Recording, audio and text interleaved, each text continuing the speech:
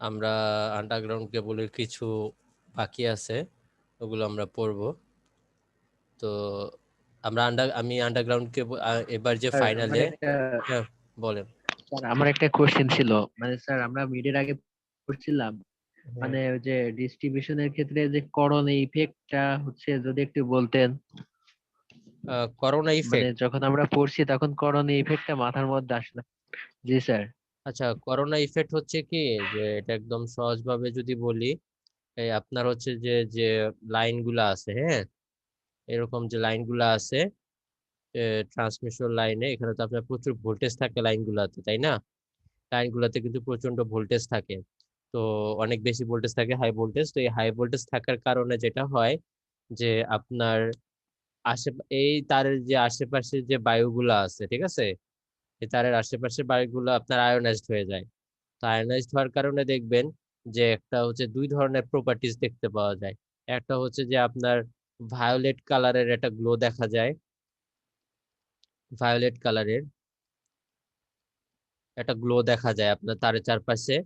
এবং দুই নাম এই ভায়োলেট কালারটা হয়, আর অনেকে বুঝতে পারে, অনেকে বুঝতে পারে না। ঠিক আছে, মানে এখানে একটা ভায়োলেট কালারের গ্লো হয়। যত বেশি আপনার ভোল্টেজ বেশি হবে, এই ভায়োলেট কালারটা তত বেশি আপনার ক্লিয়ার হয়। আর দুই নাম্বার হচ্ছে যে যে হিসিং একটা সাউন্ড তৈরি হয়, হিসিং সাউন্ড, হ্যাঁ, এরকম একটা সাউন্ড তৈরি হয়। তো এইটাকে আমরা বলতেছি, এই ফেনোমেননটা বা ইভেন্টটাকে আমরা বলতেছি করোনা ইফেক্ট। মূলত আপনার হাই ভোল্টেজের কারণে আপনার বায়ু আয়োনাইজড হয়ে যায়। তো এই আয়োনাইজড হওয়ার কারণে আপনার এক ধরনের সাউন্ড আমরা শুনতে পারি, সেটাকে আমরা বলি হিসিং সাউন্ড, এবং ভায়োলেট গুলো দেখা যায়। এই ইফেক্টটাকে আমরা বলতেছি করোনা ইফেক্ট। ঠিক আছে। জি স্যার। আচ্ছা, তো আজকে হচ্ছে যে আমরা যেটা পড়বো সেটা হচ্ছে বাকি, যে আমাদের বাকি আছে ওই আন্ডারগ্রাউন্ড কেবল। তা আমি আবার বলতেছি, আন্ডারগ্রাউন্ড কেবল আমি যা পড়াবো পুরোটাই হচ্ছে গিয়ে আপনাদের ফাইনালে থাকবে। তার মানে মিডে যতটুকু অংশ ছিল ততটুকু অংশ থাকবে, এবং ফাইনালে আমি যতটুকু পড়াচ্ছি ততটুকু থাকবে। ঠিক আছে। তো আজকে আমরা যেটাতে স্টার্ট করব সেটা হচ্ছে আমরা হচ্ছে গ্রেডিং এর কিছু ভাগ পড়ব। তার আগে আমাদের একটু জানা দরকার যে গ্রেডিং কাকে বলে। গ্রেডিং কাকে বলে সেটা আমাদের একটু জানা দরকার। তো গ্রেডিং কাকে বলে সেটা আমি একটু ফার্স্টে লিখি, তারপর একটু ব্যাখ্যা দিচ্ছি।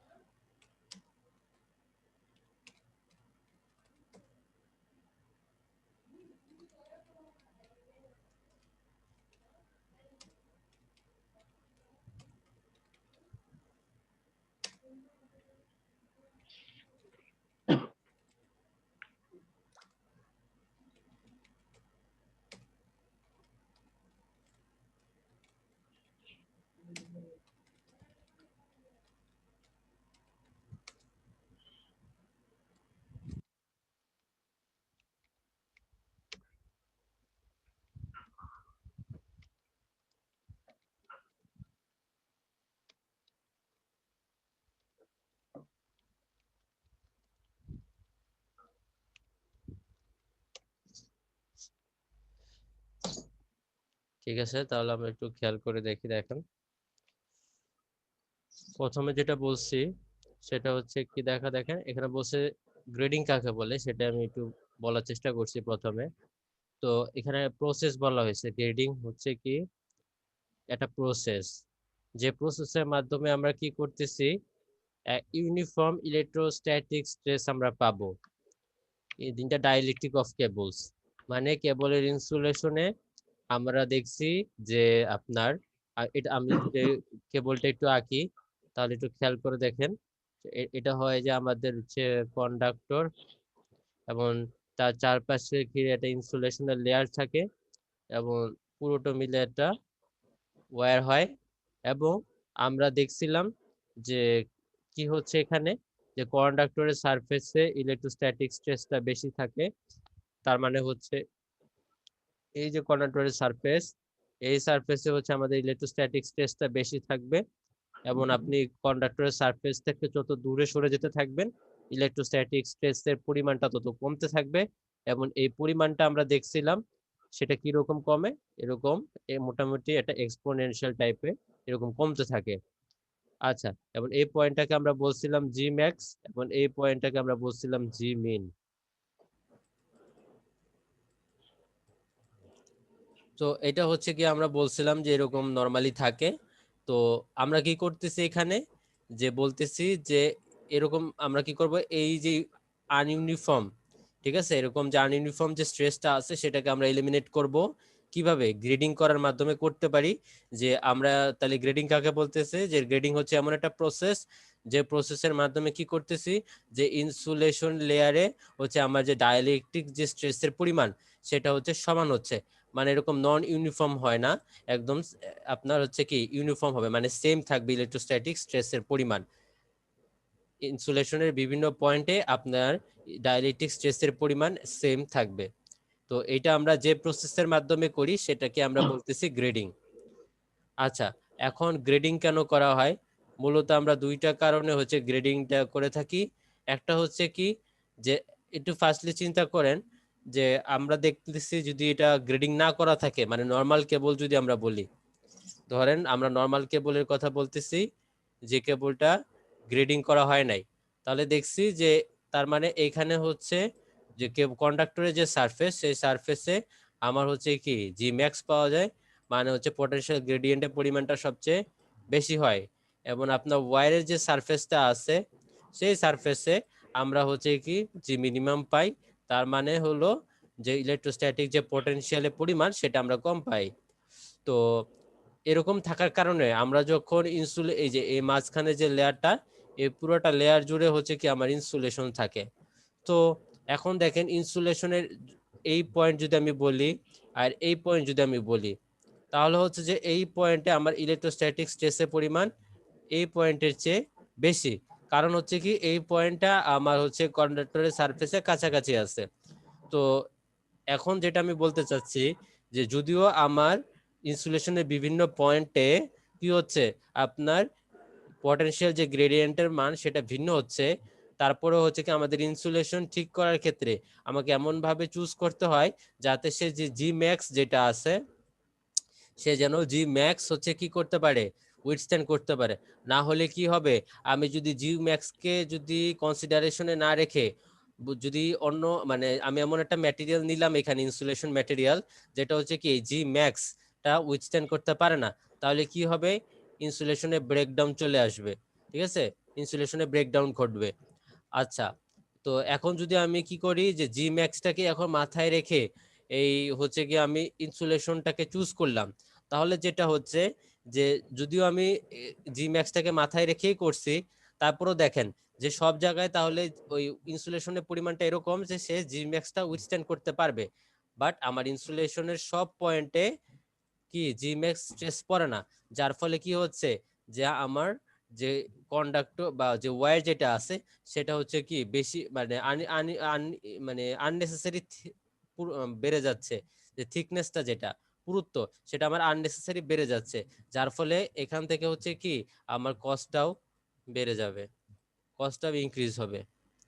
দেখেন, বুঝতে পারছেন কি?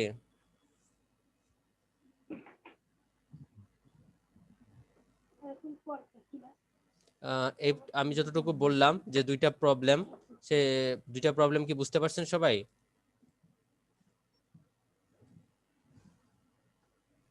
জি স্যার। আচ্ছা, ঠিক আছে, তাহলে এটাই ছিল আমাদের মেইনলি দুটো প্রবলেম। তো এখন হচ্ছে যে গ্রেডিংটা আমরা দুইটা ভাগে ভাগ করতে পারি। গ্রেডিংটাকে দুইটা ভাগে ভাগ করা যায়। একটা হচ্ছে আপনার ক্যাপাসিটেন্স গ্রেডিং,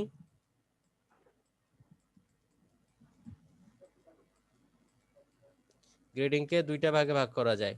একটা হচ্ছে ক্যাপাসিটেন্স গ্রেডিং আর আরেকটা হচ্ছে ইন্টারশিট গ্রেডিং।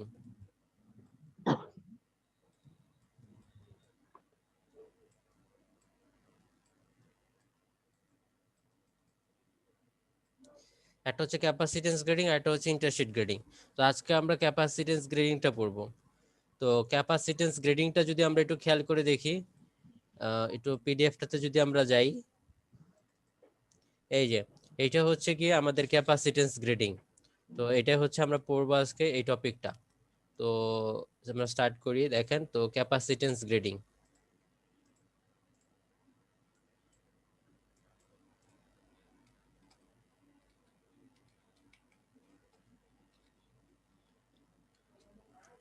ওকে, তো ক্যাপাসিটেন্স গ্রেডিংটা কাকে বলতেছে?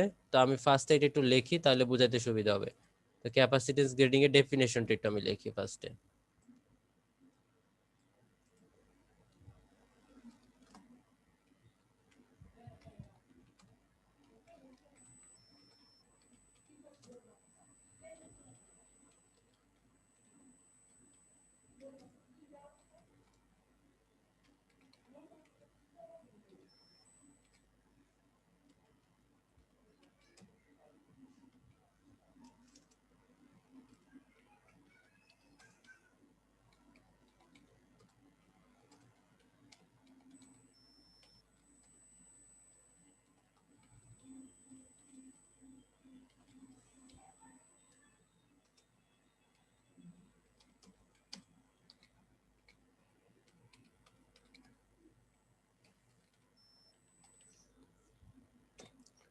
আচ্ছা, এখানে দেখেন আমরা তো নর্মালি হচ্ছে গ্রেডিংটার সংখ্যা তো আমরা জানি। সে গ্রেডিং এর কাজটা হচ্ছে কি যে আপনার পুরা কেবল জুড়ে ইউনিফর্ম ইলেকট্রোস্ট্যাটিক স্ট্রেসটা আপনি পাবেন। তো এখন যেটাকে বলতেছি যে ক্যাপাসিটেন্স গ্রেডিং। তো ক্যাপাসিটেন্স গ্রেডিংটা কি হচ্ছে যে এখানেও হচ্ছে কি আপনি যেটা হলো যে আপনি পুরো কেবল জুড়ে হচ্ছে কি ইউনিফর্ম ইউনিফর্ম ইলেকট্রোস্ট্যাটিক স্ট্রেস পাবেন। বাট প্রসেসটা কিরকম ভাবে, যে ইউজিং লেয়ার্স অফ ডিফারেন্ট ডাইলেকট্রিক্স, মানে এখানে আমরা ডিফারেন্ট লেয়ার ইউজ করব ডাইলেকট্রিকের। তো ডিফারেন্ট ডাইলেকট্রিক্সের লেয়ার ইউজ করে যদি আমরা পুরো কেবলের জুড়ে ইউনিফর্ম ইলেকট্রোস্ট্যাটিক স্ট্রেস পাই, তাহলে সেটাকে আমরা বলতেছি ক্যাপাসিটেন্স গ্রেডিং।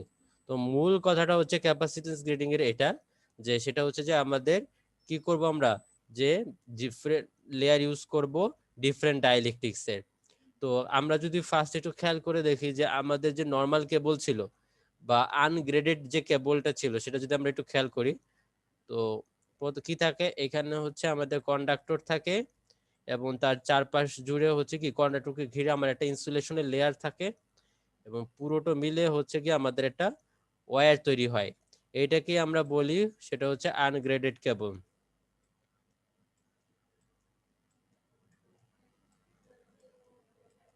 মানে নর্মাল কেবল, এখানে গ্রেডিং করা হয় নাই, এই জন্য আমরা এটাকে বলতেছি আনগ্রেডেড কেবল।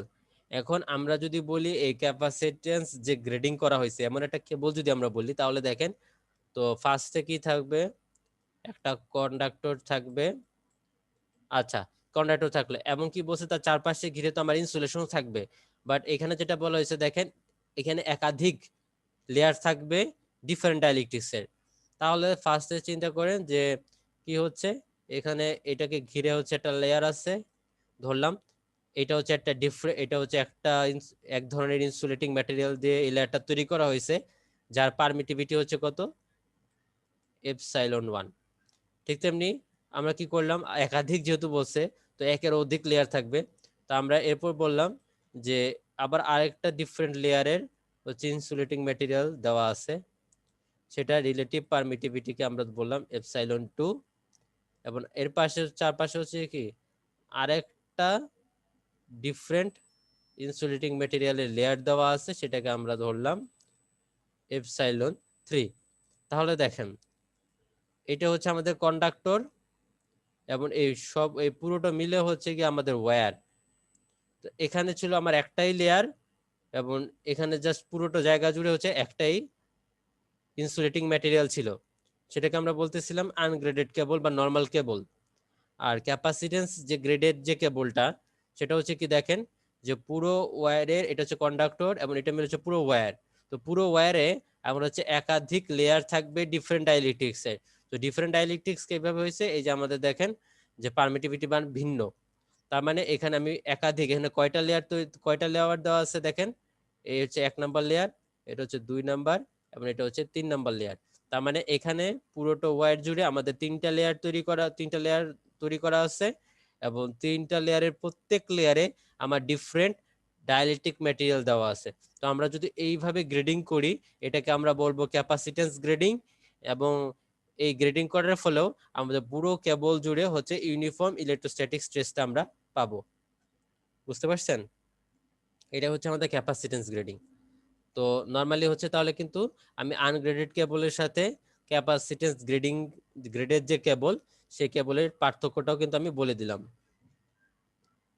তাহলে এইটার যদি আমরা একটু একটা গ্রাফ দেখি, দেখেন এটা হচ্ছে আমাদের সেন্টার। ওকে, এটা হচ্ছে আমাদের সেন্টার। তো আমরা এক্স অ্যাক্সিস বরাবর যেটা নিচ্ছি সেটা হচ্ছে ডিস্টেন্সটা এরকম ডিস্টেন্স যে সেটা কি প্রকাশ করতেছে, কন্ডাক্টরের সেন্টার থেকে দূরত্ব প্রকাশ করতেছে।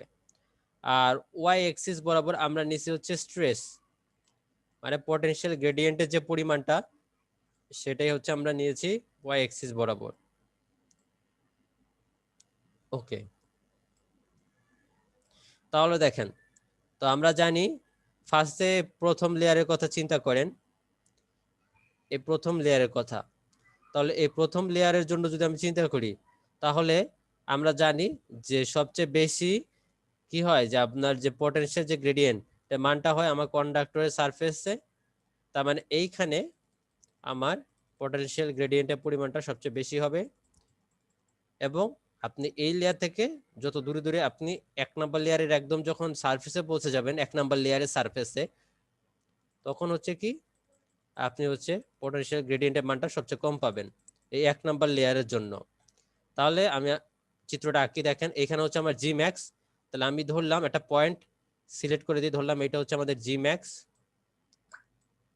তাহলে এটা হচ্ছে আমাদের জি ম্যাক্স।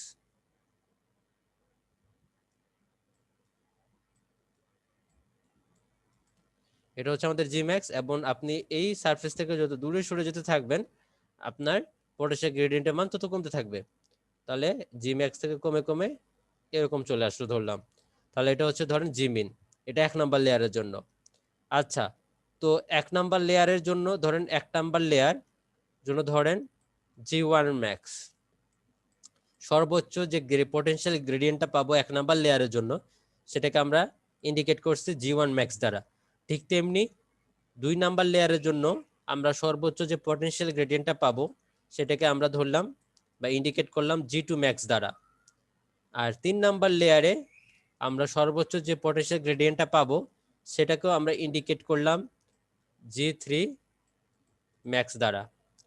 এবং আমরা এই ক্ষেত্রে ধরে নিলাম, আমি আবারও বলতেছি, আমরা এই ক্ষেত্রে ধরে নিচ্ছি, সবসময় যে হবে তা না, আমরা এই ক্ষেত্রে ধরে নিচ্ছি যে আপনার যে G one max equals to G two max, G1 max equals to G2 max equals to G3 max। ঠিক আছে, তাহলে আমরা এই ক্ষেত্রে এটা ধরে নিলাম। তাহলে দেখেন, তাহলে আমরা বলতেছি যে প্রত্যেকটা লেয়ারে যে সর্বোচ্চ যে পটেনশিয়াল গ্রেডিয়েন্টের মান, সেটা আমরা সমান এক্ষেত্রে ধরে নিয়েছি। তাহলে এখন 2 নাম্বার লেয়ারের আমি লেভেলটা করে নেই, আর সর্বশেষ যে লেয়ার, সেই লেয়ারেরও আমি লেভেলটা করে নিচ্ছি।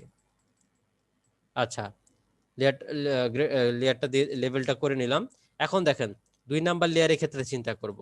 তাহলে 2 নাম্বার লেয়ারের ক্ষেত্রে যেটা হবে, এটা হচ্ছে আমার সবচেয়ে কাছের সারফেস 2 নাম্বার লেয়ারের জন্য, আর এটা হচ্ছে সবচেয়ে দূরের সারফেস আমার কন্ডাক্টরের সাপেক্ষে। তাহলে এই সারফেসে যেহেতু সবচেয়ে কন্ডাক্টরের কাছে আছে 2 নাম্বার লেয়ারের, তাহলে এই পয়েন্টে আমি হচ্ছে কি সর্বোচ্চ পরিমাণ পটেনশিয়াল গ্রেডিয়েন্টটা পাবো।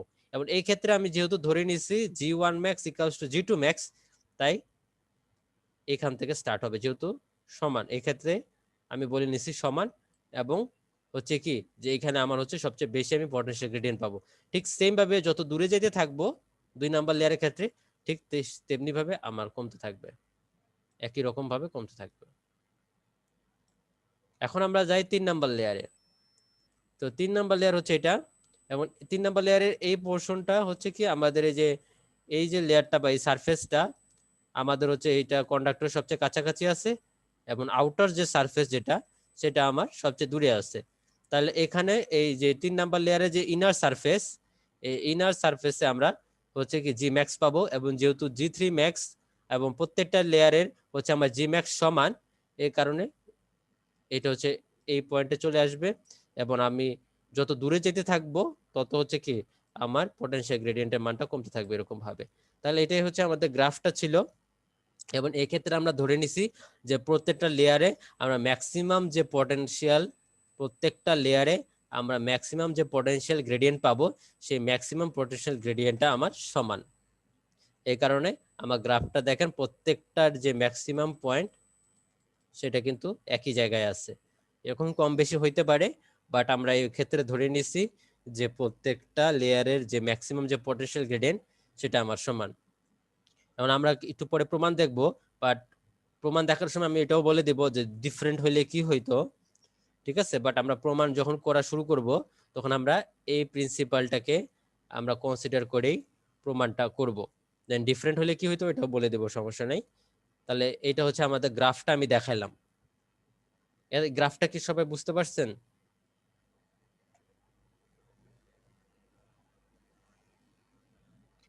জি স্যার।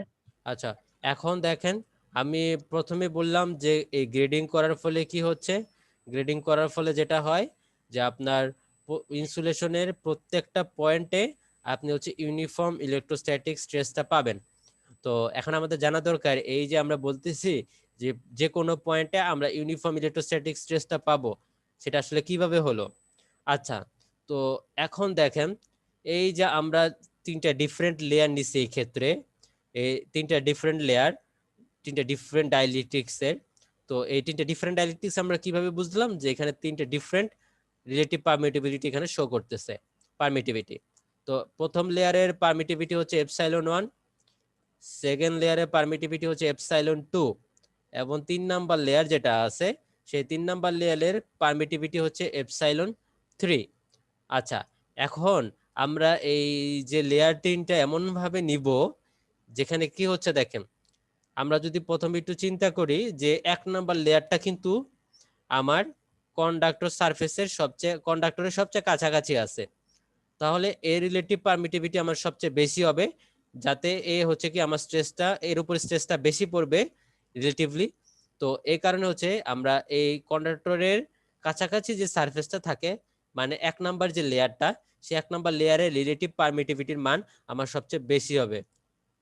দেন ε2 এর যে মানটা বা রিলেটিভ পারমিটিভিটি 2 নাম্বার লেয়ারের, সেটা আমার ε1 এর চেয়ে কম হবে, কিন্তু ε3 এর চেয়ে বেশি হবে, আর ε3 এর মানটা সবচেয়ে কম হবে। তাহলে এই কন্ডিশনে আমাদের কি করতে হবে, এই রিলেটিভ পারমিটিভিটিটা চুজ করতে হবে। আচ্ছা, তো এইভাবে যদি আমরা চুজ করি দেখেন, তাহলে আমরা দেখতে পাচ্ছি যে যদি আমি এখন জেনারেলাইজ রিলেটিভ পারমিটিভিটি বলি, তাহলে দেখেন আমরা বলতে পারি যে সেটা আমার ডিসটেন্সের সাথে ইনভার্সলি প্রপোর্শনাল। কারণ দেখেন আমি ইনভার্সলি প্রপোর্শনাল কেন বলতেছি, যে ε1 এর মান কিন্তু আমার সবচেয়ে বেশি এবং আপনার ε3 এর মান সবচেয়ে কম। তার মানে আপনার ডিসটেন্স যত বেশি হবে আপনার ε3 আপনার রিলেটিভ পারমিটিভিটির যে মানটা সেটা কিন্তু কমতে থাকবে। এই কারণে আমি বলতেছি যে আপনার ডিসটেন্সের সাথে আপনার রিলেটিভ যে পারমিটিভিটি সেটার একটা সম্পর্ক হচ্ছে ইনভার্সলি প্রপোর্শনাল। তাহলে এটা আমরা লিখতে পারি এইভাবেই আমরা চুজ করতেছি। তাহলে এখন এই যে আমাদের প্রপোর্শনাল যে চিহ্নটা সেটাকে আমরা এখন উঠাই দিয়ে আমরা ইকুয়াল চিহ্নটা নিয়ে আসবো। তো আমরা তাহলে ইকুয়াল চিহ্ন নিয়ে আসি। আমরা জানি যে প্রপোর্শনাল চিহ্ন যদি উঠি আমি এটা ইকুয়াল চিহ্ন নিয়ে আসি, তাহলে এখানে আমাদের একটা কনস্ট্যান্ট যুক্ত করতে হয়, গুণ আকারে কনস্ট্যান্ট থাকে। তাহলে কে ইন্টু 1/x, এ কেটা হচ্ছে আমাদের একটা কনস্ট্যান্ট। আচ্ছা, তাহলে আমরা বলতে পারি epsilon R equals to K divided by x.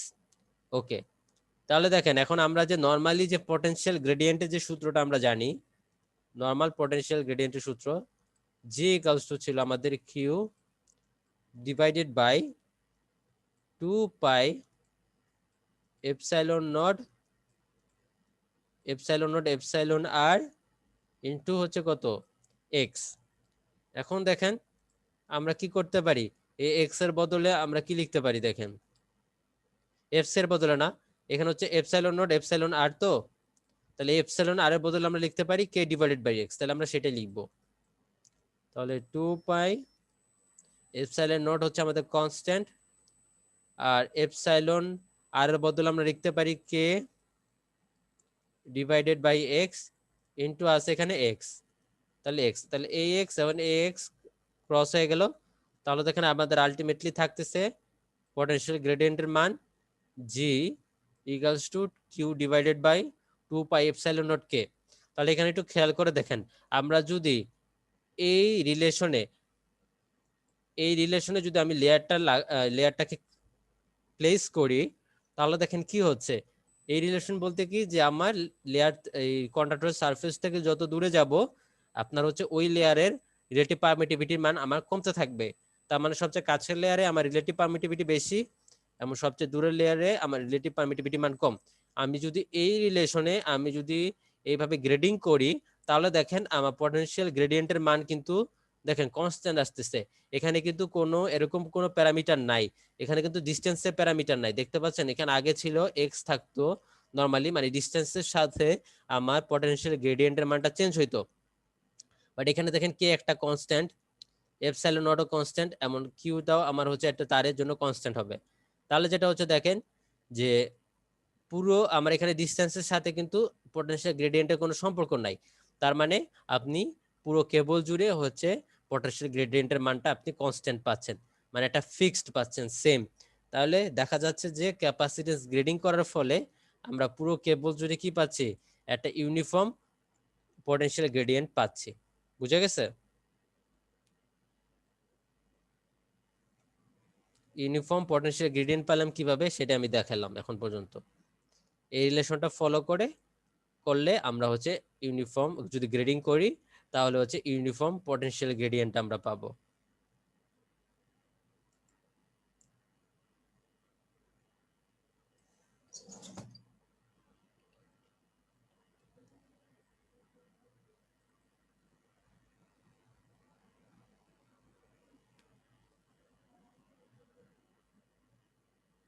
আচ্ছা, এখন দেখেন এই জায়গায় আমি বলতেছি, এখন আমরা প্রমাণে চলে যাচ্ছি যে আমরা এখানে কিছু জানা দরকার, যে আমরা যেটা প্রমাণ করব সেটা হচ্ছে যে এই কেবলের অ্যাক্রসে টোটালি কি পরিমাণ ভোল্টেজ পাচ্ছি সেটা।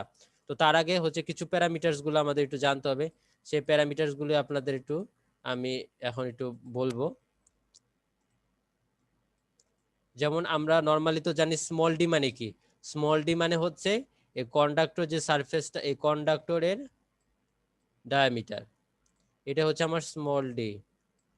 স্মল ডি হচ্ছে কন্ডাক্টরের ডায়ামিটার, স্মল ডি।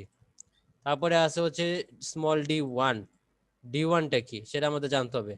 তো ডি ওয়ান হচ্ছে কি, ডি ওয়ান হচ্ছে প্রথম যে লেয়ারটা আছে, সে প্রথম যে লেয়ারটা আছে সে প্রথম লেয়ারের ডায়ামিটার।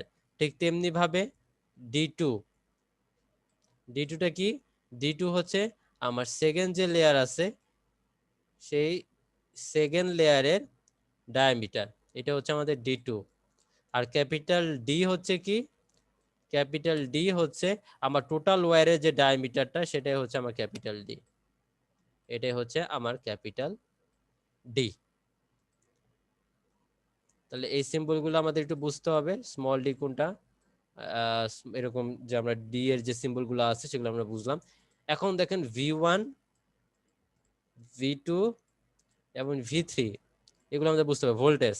V1 হচ্ছে কি যে V1টা কি হচ্ছে, V1 হচ্ছে যে এক নাম্বার লেয়ারের অ্যাক্রসে যে ভোল্টেজটা বা এখান থেকে এখানে যে ভোল্টেজটা সেটাকে আমরা বলতেছি V1।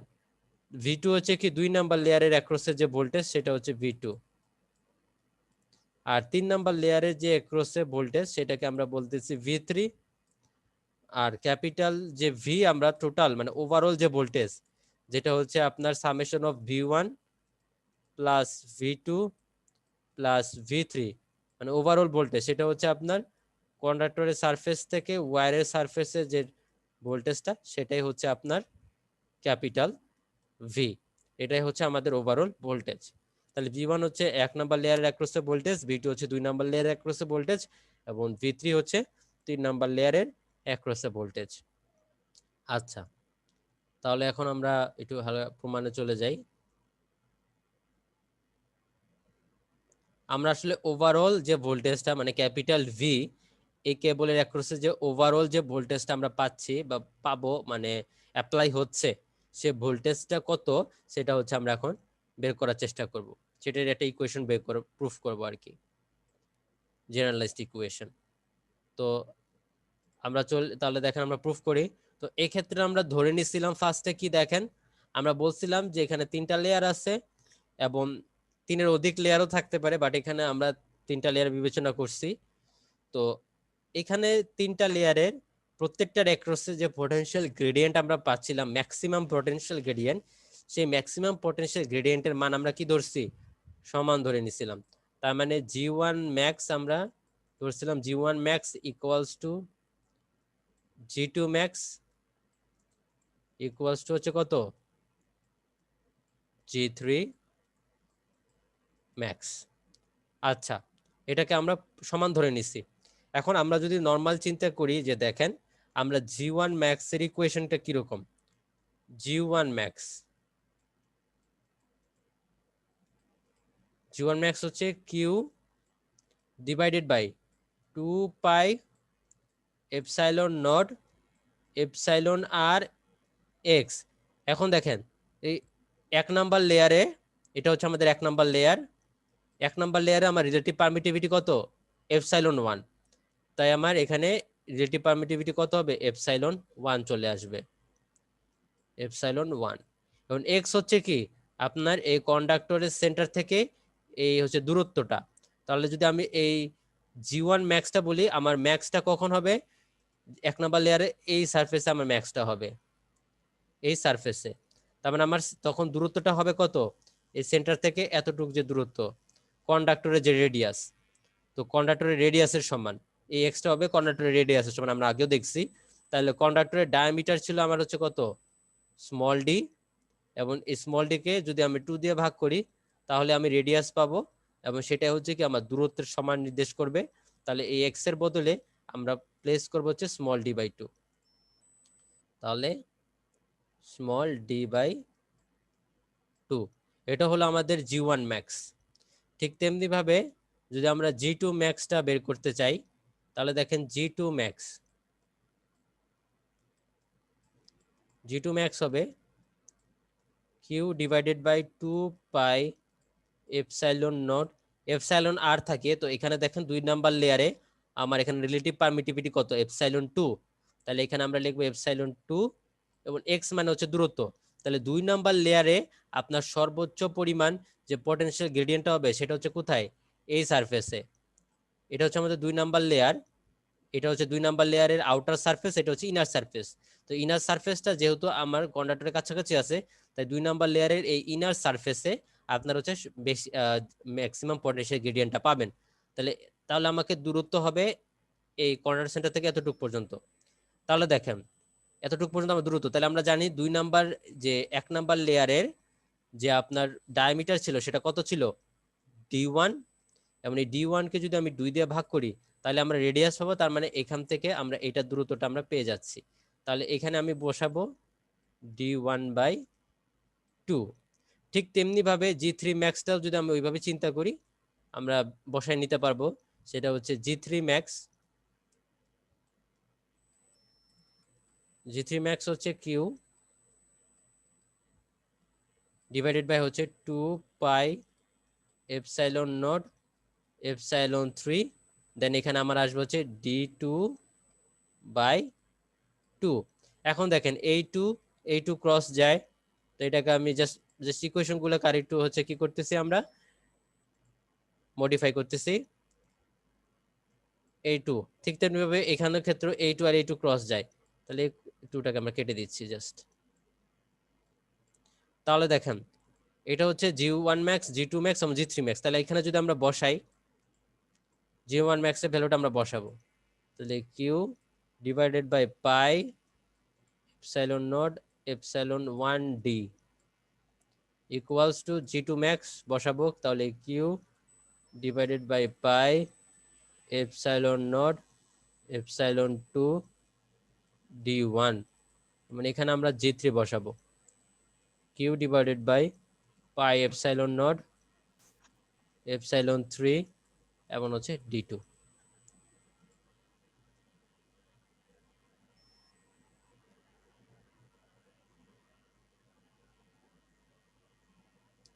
ওকে, তাহলে দেখেন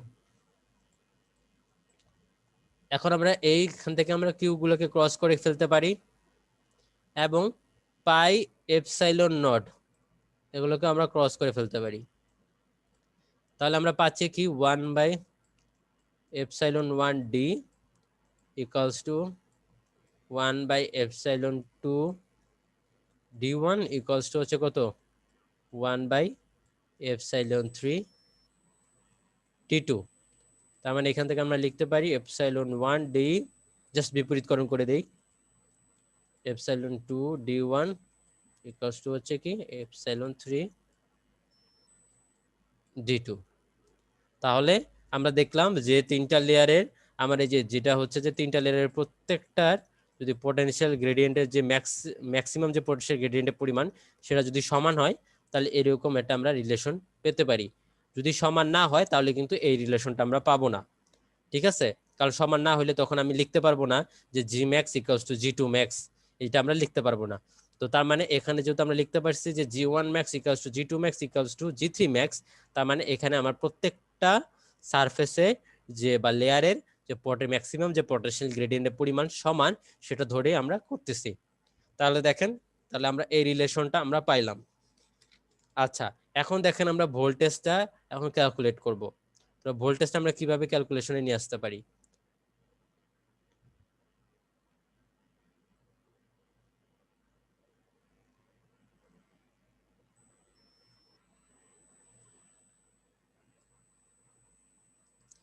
এখন দেখেন আমরা যদি প্রথম লেয়ারে আমরা নরমালি যদি ভোল্টেজটা বের করতে চাই, জেনারেল ইকুয়েশন ছিল নরমালি সেটা হচ্ছে V equals to integration of G dx.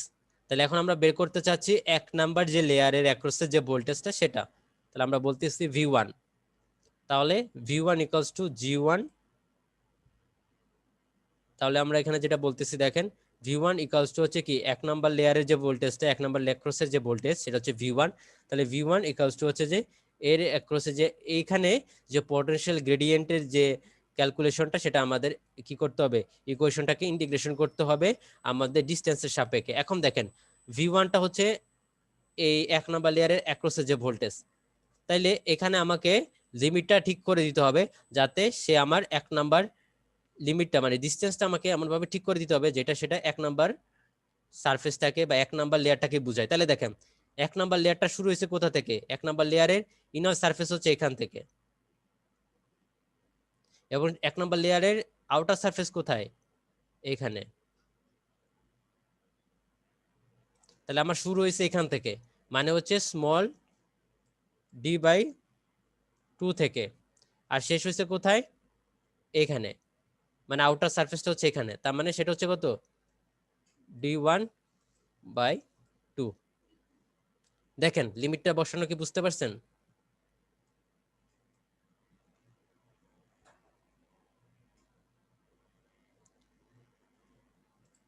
বাইরের যেটা আউটার হ্যাঁ যেটা ওটা হচ্ছে ডায়ামিটারটা D1।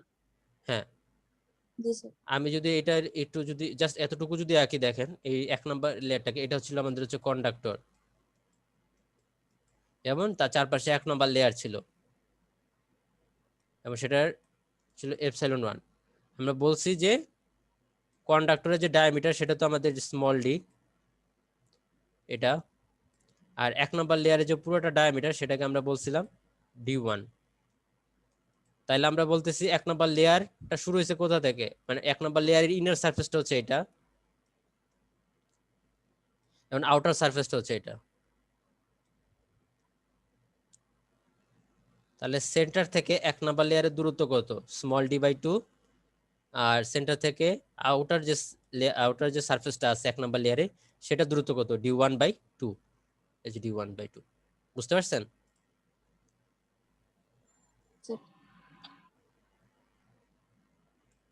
আচ্ছা, তাহলে দেখেন এখন আমরা জাস্ট এখন কি করব, জি এর ইকুয়েশনটা বসাবো এই জায়গায়। জি এর ইকুয়েশন কত, Q divided by 2 pi epsilon naught, তারপর হয় কি এপসাইলন আর, আর 1 নাম্বার লেয়ারের রিলেটিভ পারমিটিভিটি কত, ε1। তাই আমরা এখানে ε1 লিখবো, দেন হচ্ছে এক্স ডিএক্স। আচ্ছা, তাহলে দেখেন এখানে যদি আমরা খেয়াল করে দেখি, দেখেন Q divided by 2 pi epsilon nought ε1, এটা আমাদের কিন্তু কনস্ট্যান্ট। তাহলে এটাকে আমরা কি করতে পারি, বাইরে নিয়ে আসতে পারি ইন্টিগ্রেশনের, বাইরে নিয়ে আসলাম, এবং বাকি আমার ইন্টিগ্রেশনের ভিতরে থাকলো 1/x dx, এবং যার আপার লিমিট হচ্ছে d1/2 এবং লোয়ার লিমিট হচ্ছে স্মল d/2। এখন খেয়াল করেন ইন্টিগ্রেশন অফ 1/x dx, এটার ইন্টিগ্রেশনের মান কত, ln x, তাই না, ln x। ln x, এবং ln x বসানোর পরে আপনাকে কি করতে হবে, এখানে লিমিট বসাইতে হবে, স্মল d/2 ক্যাপিটাল, আর এটা হচ্ছে আপার লিমিট হচ্ছে d1/2। তাহলে লিমিট বসাইলে আপনার যে মানটা আসবে সেটা হচ্ছে ln d1 ডিভাইডেড বাই হচ্ছে কত, বাই d1 আসবে ডিভাইডেড বাই d। 2। দেখেন এটা এটা কিভাবে আসলো, ln x আমার হচ্ছে কি, প্রথমে আমি বসাবো হচ্ছে x এ আমি আপার লিমিটটা বসাবো, তাহলে আসছে কত, ln d1/2, than minus ln, আমি এখানে x এর লোয়ার লিমিটটা বসাবো, তাহলে ln d/2। আচ্ছা, বসালাম। এখন দেখেন আমরা একটা প্রপার্টিজ জানি, ln এর ক্ষেত্রে প্রপার্টিজ জানি, সেটা হচ্ছে কি, যে ln x minus ln y, এটা সমান আমরা কি লিখতে পারি, ln x by, x by y। তাহলে এখানে আমরা সেটা লিখতে পারি। তাহলে যদি লিখি ln, সেটা হচ্ছে কত, d1/2 ডিভাইডেড বাই হচ্ছে কত, d/2, এই টু ক্রস, তাহলে আমরা পাচ্ছি কত, d1/d, তাহলে যেটাই আমরা লিখছি, ঠিক আছে।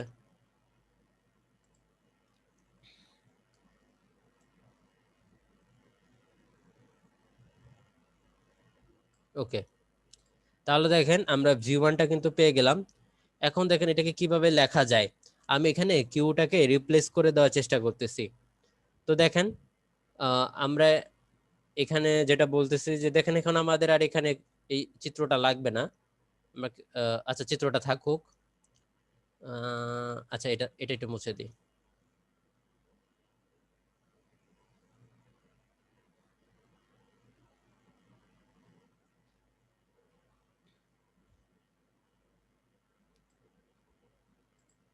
আচ্ছা, আমরা আগে বলে নিছিলাম, এক্ষেত্রে আমরা ধরে নিছি g1 max equals to g2 max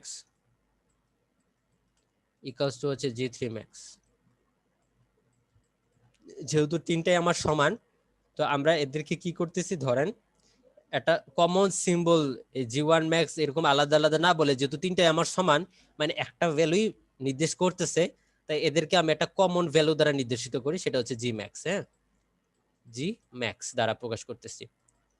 g max বলতে আমার 1 নাম্বার লেয়ারের ম্যাক্সিমাম পটেনশিয়াল গ্রেডিয়েন্ট বোঝাবে, আবার g max বলতে 2 নাম্বার আবার জি ম্যাক্স বলতে 3 নাম্বার, যেহেতু আমরা তিনটাই সমান এই কারণে হচ্ছে আমরা একটা নর্মাল ভ্যালু দ্বারা বুঝাচ্ছি, নর্মাল সিম্বল দ্বারা, আলাদা আলাদাভাবে না লিখে। তাহলে দেখেন এটা আমরা আসলাম। তো আমরা যদি বলি যে জি1 ম্যাক্স এর জন্য, তাহলে জি1 ম্যাক্স মানে হচ্ছে জি ম্যাক্স,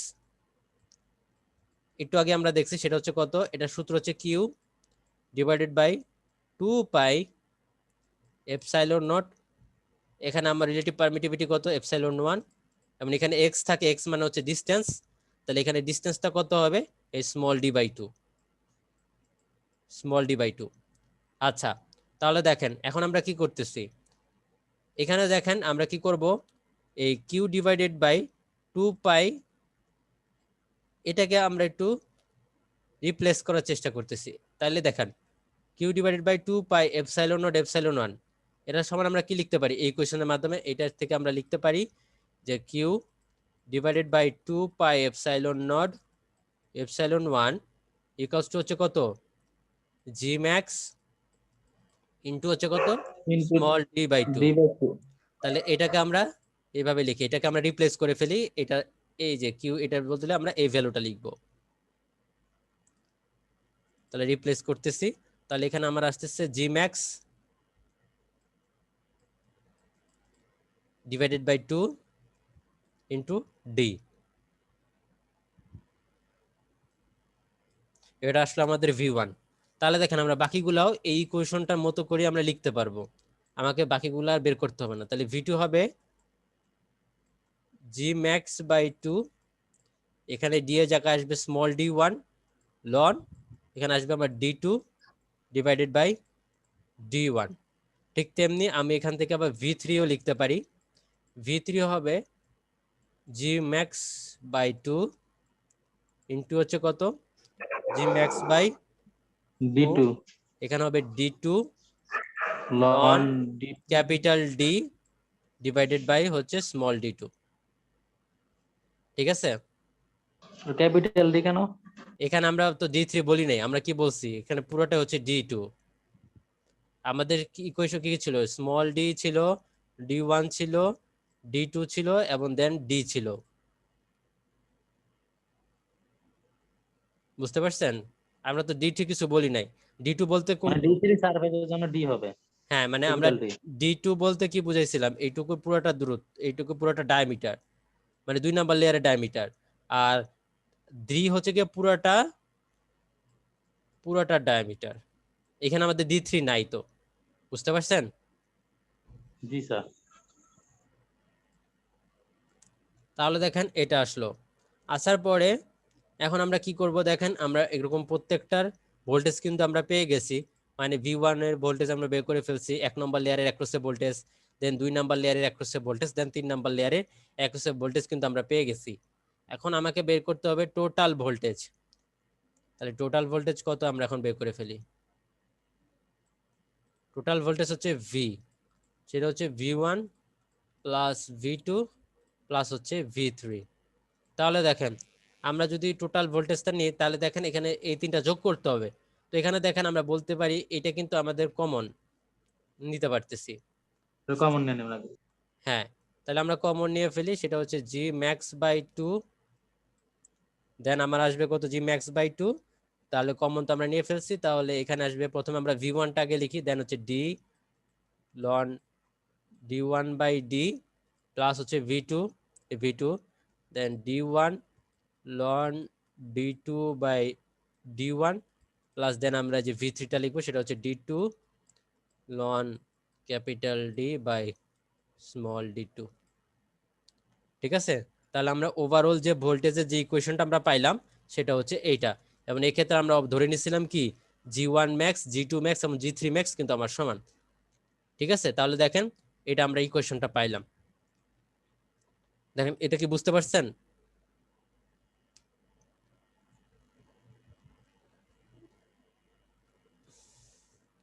আচ্ছা, এখানে আমরা ধরে নিছিলাম যে প্রত্যেকটার লেয়ারের যে জি ম্যাক্স ছিল সেটা সমান।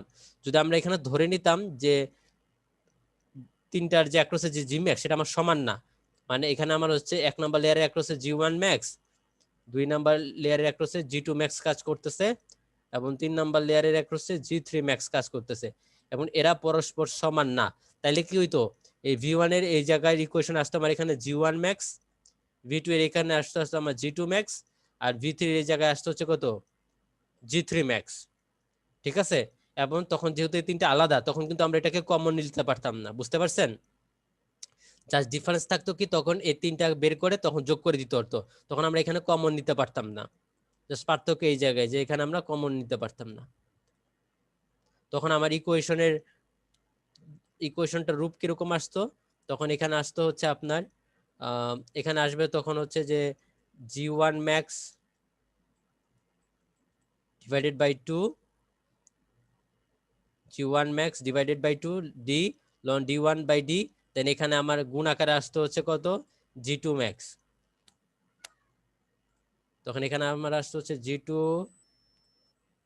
ম্যাক্স বাই 2 ইন্টু হচ্ছে D1 ln D2 by D1, আর এই জায়গায় আসতো আমার G3 ম্যাক্স বাই 2 দেন হচ্ছে D2 ln capital D by small d2। বুঝা গেছে? তখন এক হওয়াতে আমরা এখানে কমন নিতে পারছিলাম, বাট যেহেতু সমান না এক্ষেত্রে, তাহলে এখানে যে ইকুয়েশনটা আমার এরকমই থাকবে। যদি সমান না হয় সেক্ষেত্রে আমরা তো তখন G max বাই 2 কমন নিতে পারবো না, বুঝতে পারছেন?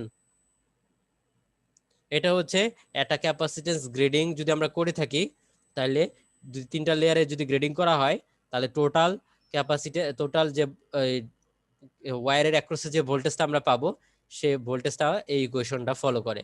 এটা হচ্ছে ক্যাপাসিটেন্স, এটা হচ্ছে গ্রেডেড ক্যাপাসিটেন্স গ্রেডেড যে কেবল, সেটার এই গ্রেডেড কেবলের অ্যাক্রসে যে আমরা টোটাল যে ভোল্টেজটা পাই সেটা।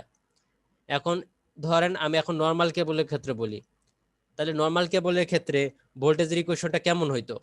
যদি আমি বলি আনগ্রেডেড কেবল, আনগ্রেডেড কেবল মানে হচ্ছে কি গ্রেডিং করা হয় নাই, মানে হচ্ছে নর্মাল কেবল। তাহলে নর্মাল কেবলের চেহারা দেখতে কিরকম হইতো? জাস্ট একটা হচ্ছে কন্ডাক্টর থাকতো এবং জাস্ট একটা লেয়ারই থাকতো ইনসুলেশন এরকম থাকতো। তাহলে এর অ্যাক্রসের ভোল্টেজটা তখন আমরা পাইতাম V ইকুয়ালস টু কত, যে এর এখানে আমার এই এইখানে যে এই কন্ডাক্টরের সারফেসে যে ম্যাক্সিমাম যে আমরা পটেনশিয়াল গ্রেডিয়েন্টটা পাইতাম সেটা হচ্ছে G max ডিভাইডেড বাই 2, দেন আসতো হচ্ছে কি সবচেয়ে কাছের সারফেসের যে ডায়ামিটার সেটা হচ্ছে কাছের সারফেস ডায়ামিটার মানে হচ্ছে কি এই কন্ডাক্টরের ডায়ামিটার সেটা হচ্ছে D, দেন আসতো লন ডিভাইডেড বাই দূরের ডায়ামিটার মানে হচ্ছে টোটাল গোটা যে কেবল আছে সেই কেবলের ডায়ামিটার সেটা হচ্ছে capital D divided by small d। বুঝা গেছে? যদি এটা নর্মাল কেবল হইতো তাইলে তার অ্যাক্রসে যে ভোল্টেজের যে ইকুয়েশন পাইতাম সেটা হচ্ছে এরকম। আর এটা হচ্ছে ক্যাপাসিটেন্স গ্রেডিং যদি আমরা করি তিনটা লেয়ারের, তাহলে সে ভোল্টেজ পাইতে যে ইকুয়েশনটা ফলো করে সেটা হচ্ছে এটা। বুঝতে পারছেন?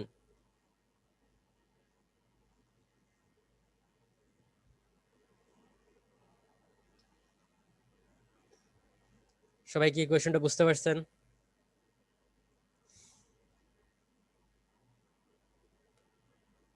রেসপন্স না করলে বুঝতে পারবো না।